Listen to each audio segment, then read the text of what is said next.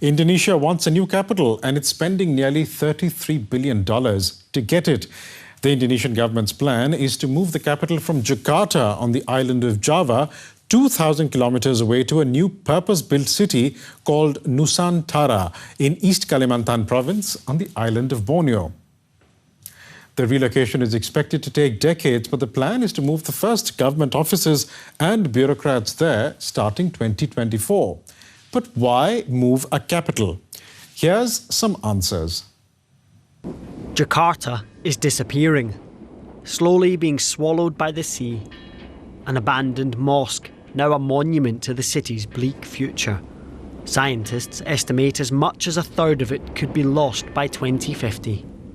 Millions are at risk. Why is the water level now higher than my home? Why am I now living below the water level? Maybe because the seawater is swallowing the soil little by little. That's all I know. But luckily we now have that seawall. The sea defences, though, are showing cracks. The thousands of shacks that dot the shoreline here flood regularly, leaving behind hazardous waste and pollution. In the past, it wasn't like this.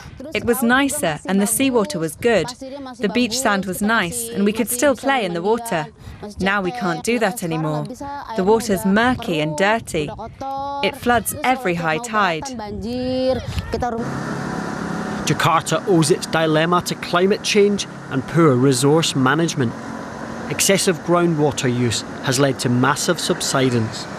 The city is sinking. Residents are heading, if not for higher ground, then higher floors, resigned to chaos. Today I'm not so nervous about the flooding. In the past, when the floods came, I used to tremble. I nearly drowned back in 2007. All my belongings were swept away, and I had to start all over again.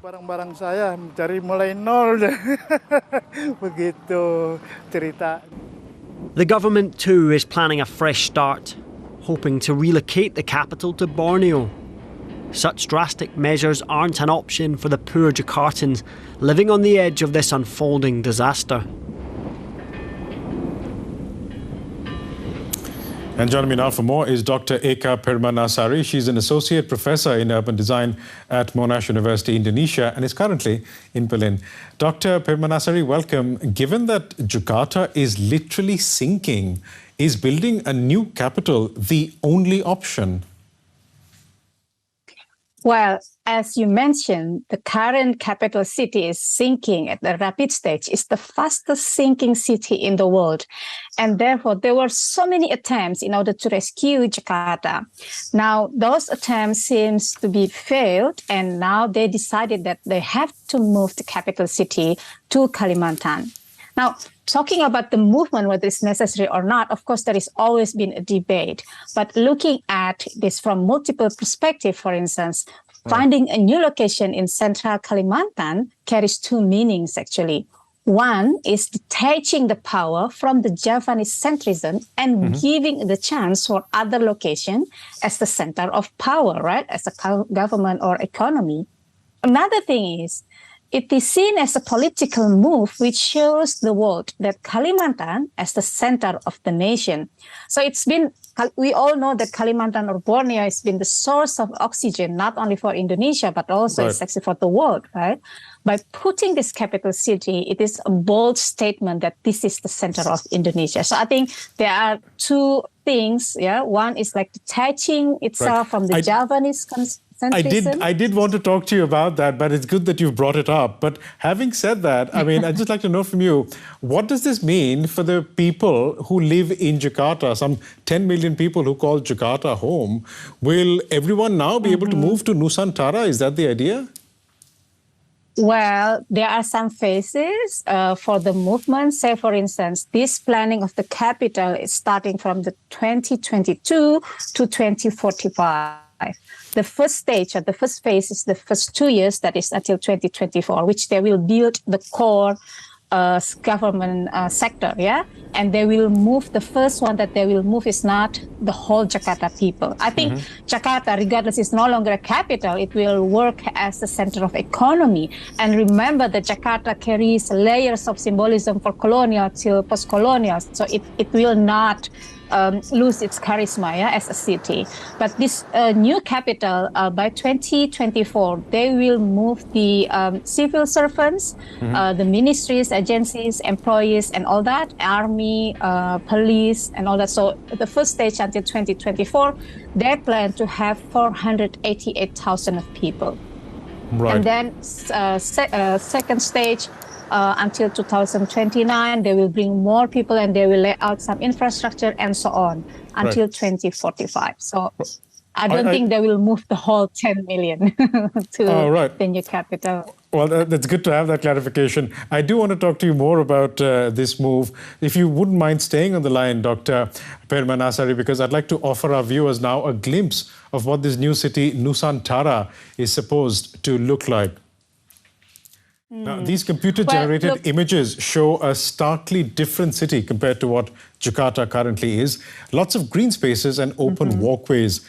A city surrounded by lush jungle, free from the congestion and pollution of the capital. All residents are expected to be within a 10-minute walk of green spaces, and every high-rise is expected to be constructed in an eco-friendly manner and be energy efficient. So clean, green and high-tech. But as building begins, locals and environmentalists are already warning of the impact. DW's Asia-Pacific Bureau Chief Georg Martes reports. Carving out a presidential dream. This is where one day the heart of Indonesia's new capital will beat, on a remote patch of land deep inside a vast eucalyptus plantation. For decades, Indonesian governments focused on the development of the island of Java and its crowded and congested capital, Jakarta. But President Joko Widodo wants to change that and bring money and development to the island of Borneo too, starting from scratch at this point. 50,000 soccer pitches of eucalyptus plantation will over time give way to Nusantara, Indonesia's new capital. It's supposed to be a green and smart global city, a capital set to draw all its energy from renewable sources, surrounded by a lush rainforest. But not all of the area planned for the future metropolis is yet owned by the government, and that poses a problem. The indigenous population often lacks papers for the lands they have lived on for generations, tells me this local chief. And he says they are not being offered a fair deal. They bring their rules from Jakarta, but these rules don't fit here. The price of land in the new capital area is already 1,300 euros per square metre. But we are only being paid 2 euros per square metre. If we sell, where can we buy land again? Anywhere around here, that's impossible. They are slowly driving us out. Adi Kustaman, the local government representative, tells me there are clear procedures for compensation. Nobody has to worry. He sees big economic benefits on the horizon for both the locals and for newcomers he hopes to attract from Java. 1.9 million people are supposed to reside in Nusantara by 2045. There are no earthquakes, no tsunamis. There are no social conflicts involving tribal, religious or racial issues. It's the ideal mini Indonesia here.